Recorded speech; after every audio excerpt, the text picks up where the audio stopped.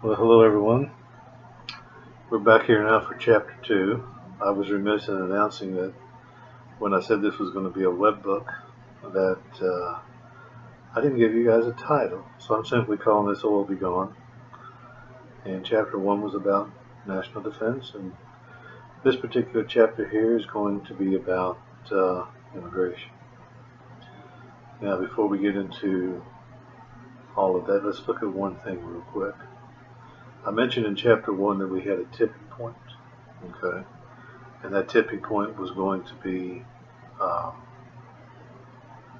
when you sell more oil than what's left in the ground. Now, I'm kind of basing this on a hearsay information. I heard in the, I can't remember where I heard it. It was either in the news or I read it in the newspaper or just wherever, um, that some of the Arab countries over there are getting close to their tipping point. Some may have already reached it. I don't know.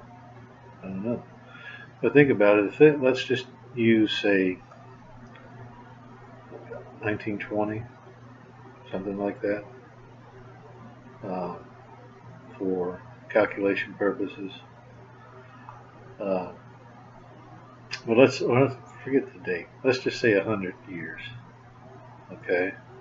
So if they're at or near their tipping point, that means they got about 100 years worth of oil left, which means they're going to run out before we do. Think about that now. They're going to run out before we do. And the Arab countries supply the world. Okay? Now, if, say, we use 2015, that means somewhere around 2100, 2015, somewhere around in there, they would be scheduled to run out of oil.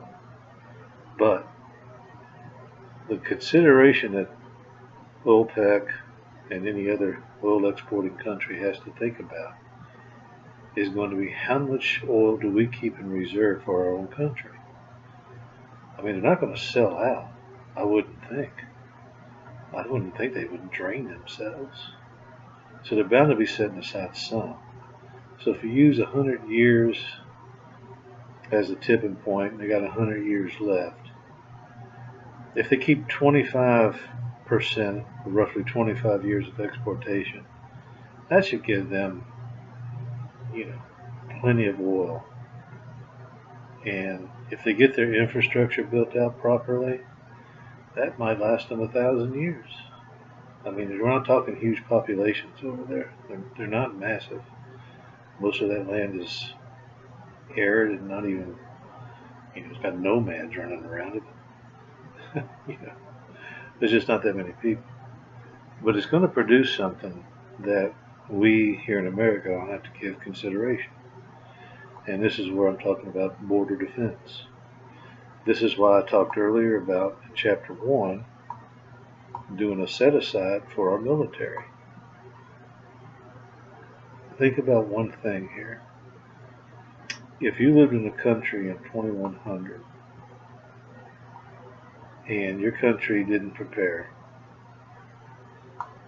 for a war without oil, which is for you 2100, for us 2200, if you didn't prepare, okay,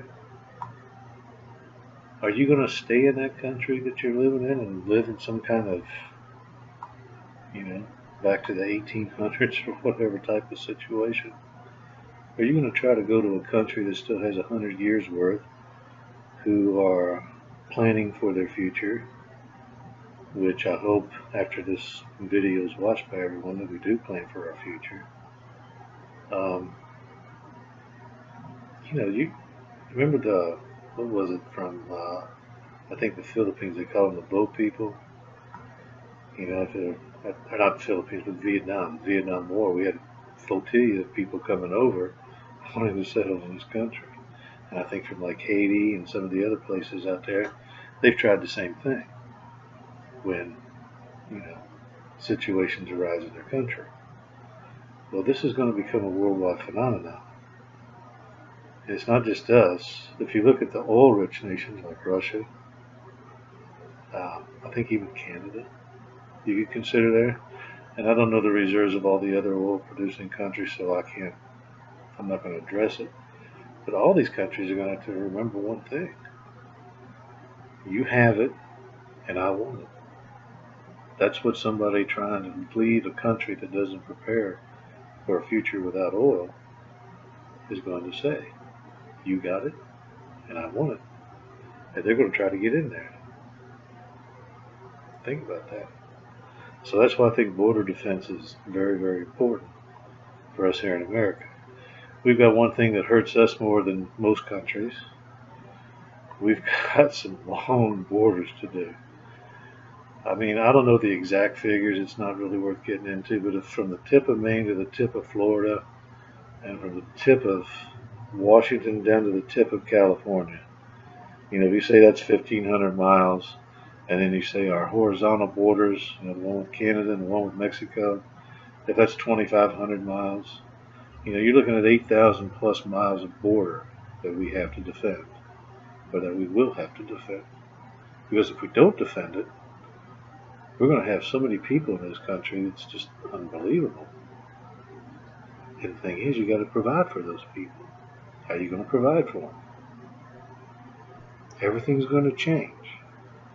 Everything. And we'll talk more about that in future chapters, but just keep in mind that, not being prepared is going to be a calamity for us. And I think the first thing we have to do is address that wall. I mean, I hate the idea of putting a wall that looks like a damn prison camp or, Nazi war camp or something like that.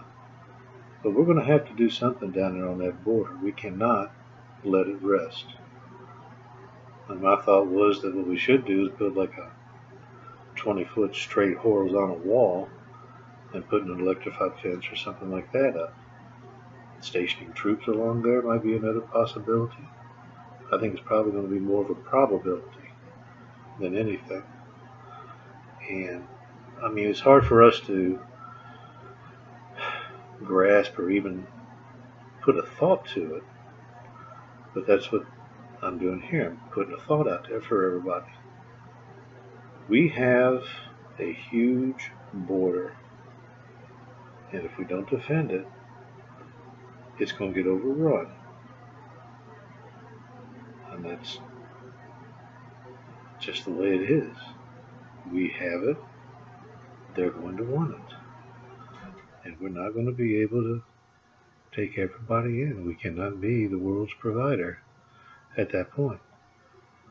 People are just going to have to learn to adapt if their countries don't prepare for a war without oil. It brings one thing to mind real quickly. I don't understand the philosophy of the people in OPEC. I mean, when you look at them selling an overabundance of oil right now to everybody, that's the future of their country. And they're selling it at a huge discount. It's 60% off from just what it was last summer. I mean, last summer it was selling for $100 a barrel. As time goes forward, that's going to seem cheap. That's why I bought oil stocks. That's another issue. That's another aside. If you do buy oil stocks, make sure they got proven oil reserves. The other ones aren't going to be as beneficial. But man, if I was like 20 years old, if I had a couple grand, I mean, some of these stocks are so far off their highs. Man, you could just rack up. And when you retire, 70, or 75, you're going to have a mine. You're going to have a gold mine. I mean, 75 years from now, I wouldn't be surprised to see oil at $250 to $300 a barrel, if not more. If not more. It's just, when you think about no oil out there, your mind can just go. But man, if I was young, I'd be snapping up as much oil stocks as I can and just make sure they got proven reserves. Anyway, getting back to the borders. The last thing to say about the borders is that we may find ourselves, the Congress and the president, at that time, we may find that the issue is simple edict that anyone trying to cross into our borders is going to be considered someone attacking our country. Hard for us to grasp, but that would turn the border into a war zone, and, well, there could be a big body count. But what are you going to do? You're going to let 50 million, 100 million, 200 million people come into the country just because we got a little bit of oil left over? It's hard to grasp. It's a hard thought to think about.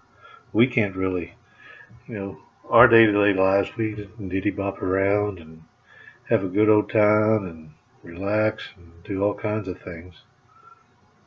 200 years from now, that's not going to be the case. The whole thing's going to change. That's coming down the road. But as it is, this is going to end chapter 2. Just another thought process to throw out to you.